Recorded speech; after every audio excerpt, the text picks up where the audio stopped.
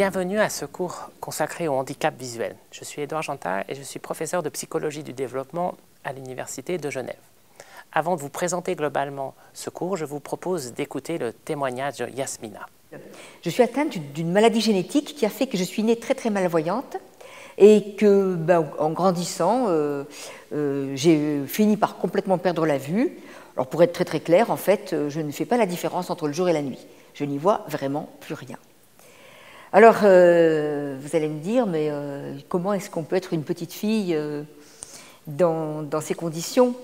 Alors voilà, moi j'ai été élevée par une maman qui avait décidé que je devais être élevée comme mes sœurs, comme les autres enfants, et que je devais avoir les mêmes, savoir faire les mêmes choses, avoir les mêmes compétences une fois que je serai grande.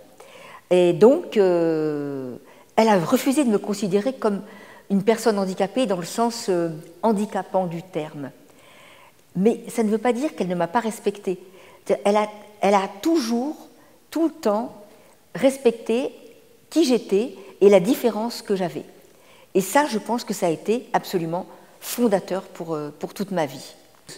Alors, moi, je pars du principe que la nature ne nous a pas fait plusieurs sens identiques. La nature est intelligente. Elle a fait des sens qui sont les compléments des uns des autres. C'est-à-dire que on ne peut pas remplacer la vue quand elle n'est pas là. Par contre, on peut compenser. Parce que l'addition de tous les autres sens va pouvoir nous aider à percevoir différemment, mais efficacement quand même, énormément de choses. Alors, attention, que les choses soient claires, je dis bien qu'on ne peut pas remplacer la vue, c'est-à-dire que les autres sens ne vont pas vous donner la vue. Elles vont vous donner une autre perception du monde et qui peut avoir tout à fait son intérêt. Par exemple, on se promène ensemble dans un musée, dans un décor naturel, et il y a au fond là, une belle montagne avec de la neige, avec un beau ciel bleu profond au-dessus. Ça, je ne vais pas pouvoir le toucher, je ne vais pas pouvoir l'entendre. Par contre, je vais vous entendre me le décrire, et ça va me faire plaisir, parce que vous serez bien, c'est du beau qui rentre en vous, et du coup que vous me partagez, et ça va remplir mon petit magasin de sensations et d'impressions. Je continue à me battre pour avoir accès à tout, partout, pour tout le monde.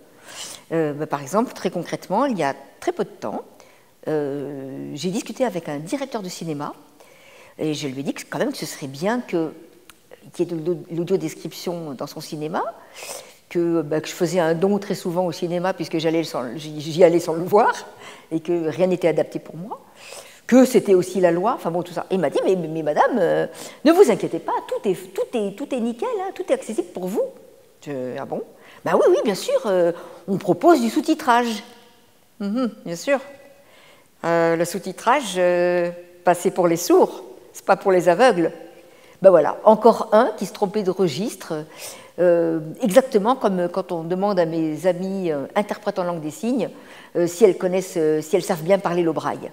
Donc, vous comprenez que le travail n'est pas fini. Je vous engage vraiment à suivre ce cours qui vous en apprendra beaucoup. Merci. À travers le témoignage de Yasmina, vous avez pu découvrir certains aspects de sa vie, de ses expériences avec ce handicap. Dans ce cours, avec des collègues, nous allons vous apporter des définitions, des connaissances scientifiques sur ces différentes formes de déficience visuelle et leurs effets tout au long de la vie. Ces connaissances seront associées, enrichies par des témoignages d'experts et de professionnels des situations de handicap visuel. Ce cours comprend 5 modules. Dans le premier module, nous allons plutôt aborder les contours et les définitions du handicap visuel. Dans les modules suivants, nous allons aborder les différentes dimensions psychologiques des personnes en situation de handicap visuel, de la perception aux interactions avec les autres. Et enfin, nous allons essayer de comprendre les différents outils et moyens à disposition pour que ces personnes avec une situation de handicap visuel puissent aller à l'école, jouer, se cultiver, pratiquer du sport, bref, faire toutes les activités que font les autres personnes.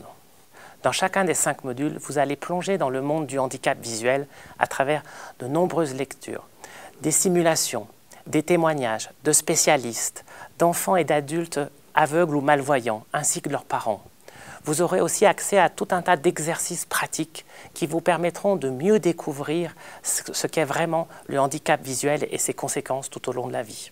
Il est très important que ce cours soit le plus accessible possible aux personnes en situation de handicap visuel. En effet, même si la plateforme numérique présente toutes les normes d'accessibilité actuelles, les tests utilisateurs ont révélé encore quelques difficultés pour la navigation sur cette plateforme. En conséquence, nous avons décidé de mettre à disposition toutes ces vidéos sur notre chaîne YouTube. Ce MOOC s'adresse à un large public, étudiantes, étudiants, parents, professionnels, toute personne concernée par le handicap visuel.